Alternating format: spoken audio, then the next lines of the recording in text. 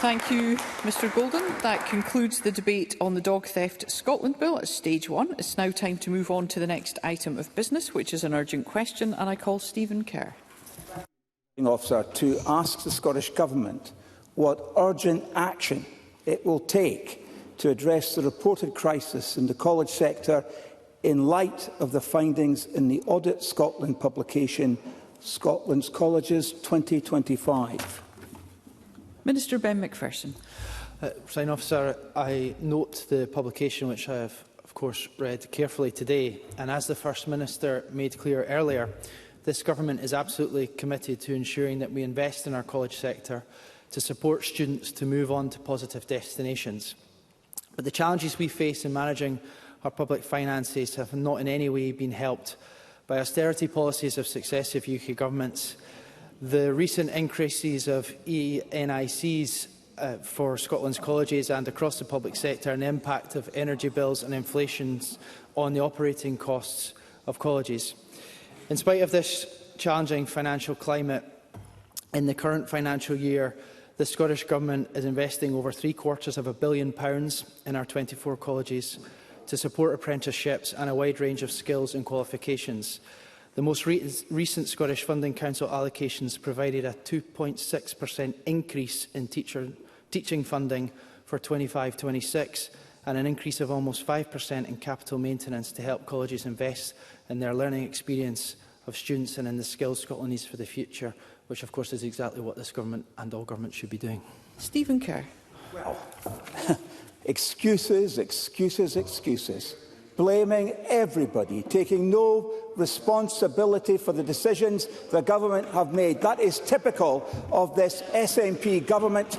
We had the First Minister in denial, almost writing off Audit Scotland's report, not taking any notice of what the report says. Well, what that report says, Presiding Officer, is that college funding has been cut by 20% in real terms since 2021-22. 7 colleges in deficit last year, 2 requiring bailouts, staff morale collapsing, thousands of students losing out on opportunity, and Gavin Donoghue, the Colleges Scotland, warning that those cuts have directly led to fewer students, unsustainable staff reductions, crumbling estates and reductions in the courses on offer. The members can heckle all they like. I'm repeating what Audit Scotland and Colleges Scotland are saying. Now, that might not be good enough for some of those members, but let me ask the Minister, does the Minister accept that by cutting off access to colleges, it is hypocritical of this SNP Government, because the Government is in effect kicking away the ladder out of poverty for thousands of young people? Will he commit today to restoring funding so that colleges can play their full part in tackling inequality and creating equality of opportunity for all? Minister. First of all, I want to record my appreciation and admiration for the college staff who do, whether it's in my capacity representing my constituents or this capacity serving the people of Scotland as a whole. This Government and I recognise strongly the contribution that our colleges make to enabling people to fulfil their potential and enabling people to improve their circumstances, of course. And that is why there was that increase in the spending for our colleges of 2.6% in this financial year. Now, the question of the public finances are, of course, challenged. Nobody is denying that. The First Minister emphasised it today, and I'm emphasising it right now. In an environment where we have seen inflation costs go up in the years that are stated in the Audit Scotland report, which I very much respect, and I will be carefully examining the recommendations. Of course I will. But we cannot be ignorant to the fact that we are operating in an environment where the Scottish budget has been cut many years in the past. We are operating in an environment where inflation has eroded the capacity of the budget to be able to be utilised. We are operating in an environment where the national insurance contributions have been imposed on the Scottish public sector without recourse from UK Government in terms of repayment of that. I met with Colleges Scotland today. I'm looking forward to working with them constructively on the challenges we face together and on making sure that Scotland's people are able to fulfil their potential, including through our colleges. I'm just going to say at this point there's a great amount of interest in this item of business, but we must have more concise questions and responses, and we must hear one another. Stephen Kerr. Well, if the Minister, who I like, by the way, he's been very badly served by whoever wrote his answers this afternoon, because if he's got admiration for Colleges Scotland, then why is the Government cutting its funding? Not according to the Conservatives, but according to Audit Scotland, who I put on the record I greatly admire for their honesty in bringing to light these facts. And so, look, Audit Scotland's warning us. The colleges are being forced to prioritise cheaper courses over costlier courses, which are the ones that are in demand by employers. And apprenticeship demand is going unmet. Mr Kerr. Mr Stewart, I will just remind you that I am chairing this session. I have called for concise questions and responses, and where questions and responses are exceptionally long, we will be unable to take any further members. Mr Kerr. Well, Colleges Scotland make it clear that a cut to their funding of a fifth is damaging life chances and shrinking the skills base that Scotland's economy depends on. And at a time when we need a highly skilled, future-proofed workforce to drive growth and prosperity, why is the Government funding colleges on the cheap? Why is the Government cutting funding? Will the Minister admit that this failure is not only harming individual students and their families, but is actively sabotaging Scotland's economic future? Minister. We are living through a time of extreme economic change in the quarter of the way into the 21st century.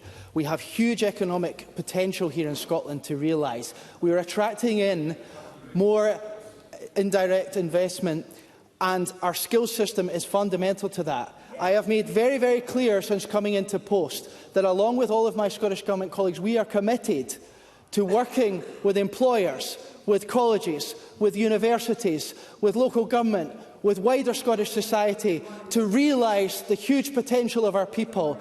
And that involves, yes, making that 2.6% increase in the college budget in this year. But it also involves working with our college sector, as I met with them collaboratively today, on transformation and on meeting the needs of our economy going forward. And I look forward to reflecting on the recommendations in this Audit Scotland report, working collaboratively with the SFC, working collaboratively with Colleges Scotland and the wider sector to realise more of Scotland's remarkable human potential.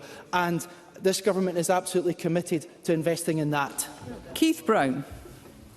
Thank you, President Officer. I'm delighted that some Conservative members have managed to stay in the chamber rather than run away in terror when I raise a point. But can I say, first of all, does a minister like me find it surprising that Audit Scotland's report makes little mention of the impact of rising national insurance contributions? In the case of Forth Valley College, it's £600,000 a year straight onto the wage bill, or the cost of living crisis, or the continuing effects of Brexit. And can the minister say to what extent he is able to factor into the Government's assessment of the financial sustainability of our colleges these extraneous but very burdensome factors? Minister. The member is absolutely right to emphasise that while this Government continues to make the investment available within its constrained budget, as I talked about earlier, the 2.6 increase in revenue funding for our colleges, while we make that commitment, we operate in an environment externally around us that is constantly presenting challenge. Whether it was austerity delivered since 2010, Brexit, the external circumstances of the pandemic, the Liz Truss budget, and now an employer national insurance increase from the Labour Party. These things have impact, these things matter, and so the rising national insurance contributions have put £11 million of extra cost onto our colleges. The Scottish Government is seeking to alleviate that by providing £5.5 million. But in this situation, the actions of the UK Government absolutely matter, and unfortunately they've been left putting costs onto our public sector, not helping us move forward with economic growth. Pam Duncan-Glancy. Thank you, Presiding Officer. And I think it's important to remind the Chamber and those watching, particularly colleges and students, that the Minister reiterating as often as he likes about the 2% increase is false. Audit Scotland have said that the colleges have had a 20% cut in the last 5 years. And can I also remind the Minister in the Chamber that the UK Government has given the Scottish Government the largest settlement since devolution. Yet, for years, colleges have been sounding alarm bells and telling ministers there's no coherence in the system, linking provision of education to the jobs and skills our economy needs, but the Minister still blames other people. These vital institutions have been left without leadership from their government, and in the vacuum, colleges have had to struggle on themselves. Presiding Officer, that is not how a national skills system is supposed to be run. So can I ask the Minister, if everyone else can see how valuable colleges really are, why can't his government? And what is he going to do urgently to prove to the colleges that he's not going to blame someone else, he's going to take responsibility? Minister. This government and I take absolute responsibility for realising the potential of the Scottish people, and that is why we have invested in them consistently, including providing free tuition for years where it is not available elsewhere in these islands. But let me just say very, very clearly, so it is in absolutely no doubt, this government values the contribution of all of those who work in our college sector. We recognise the huge contribution economically and socially that all 24 of those institutions make, and we look forward to working with them to support the offer that they are providing today to learners, but also thinking about the demands and needs of the 21st century as we move into the second quarter of it, to realise the human potential that there is in our communities and also the huge economic potential that our country has. Mark Cruskell. I very much welcome the Minister to his new role, but can I point out to him that a number of members across this chamber have written to him about the proposed closure of the Alloa campus of Forth Valley College, a move that would be absolutely devastating for the community. Can he commit to come to Alloa, to meet with us, to meet with unions and others who are concerned about this closure, and work on a cross-party basis to ensure that this college can remain open to serve the community for generations to come? Minister. The member is right to raise the importance of the contribution of the Alloa campus of Forth Valley College to the local community and the wide social benefits and economic benefits that it provides. As the First Minister made clear earlier, this government will make sure that everything is done to keep the campus open so that students in the area have access to the first-rate services and learning that the college provides. As has been stated already to Parliament, the Scottish Funding Council are working incredibly closely with the college on these matters, and we will seek to keep members with a local interest and Parliament more widely informed, and as the SFC continues that engagement. And I look forward to further engagement with the member, and I thank him for constructively bringing this important matter to the Chamber. Paul McLennan. Thank you, Presiding Officer. It is vital that the Scottish Government is working on increasing the positive destinations available to Scotland's school leavers. Can the Minister speak further on this progress, as well as on the role colleges play in fulfilling our young people's potential? Minister. I thank the member again for giving me the opportunity to emphasise the importance of colleges for supporting people in their learning journeys and making sure that we fulfil the skills need that there is in our economy, and the differentiation of that skills need geographically will become even more important in the period ahead. And I look forward to engaging with the member and all those who have an interest in expanding and enhancing the offer that is appropriate to the need in their communities geographically, working with local authorities as well as members and as well as the bodies involved. We have huge potential to further realise. There's great learning that's going on. There's our young people, tens of thousands of them, and older people are achieving well through our colleges. And look forward to continue to work to support the colleges, both by working with Colleges Scotland and individual institutions. Thank you. And John Mason.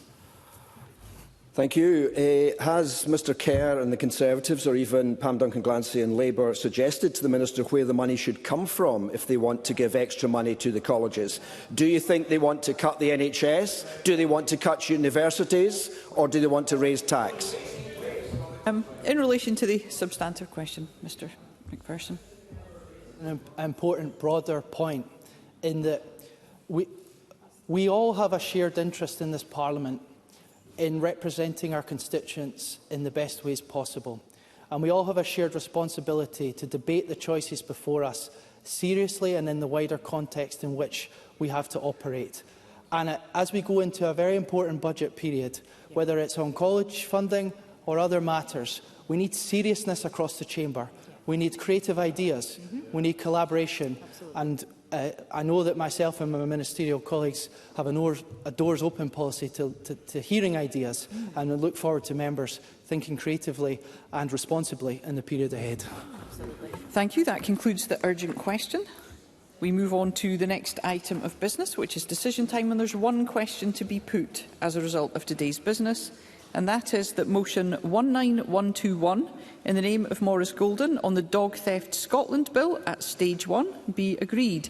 Are we all agreed? Yes. The motion is therefore agreed. And that concludes decision time, and we'll now move on to members' business in the name of Fulton McGregor.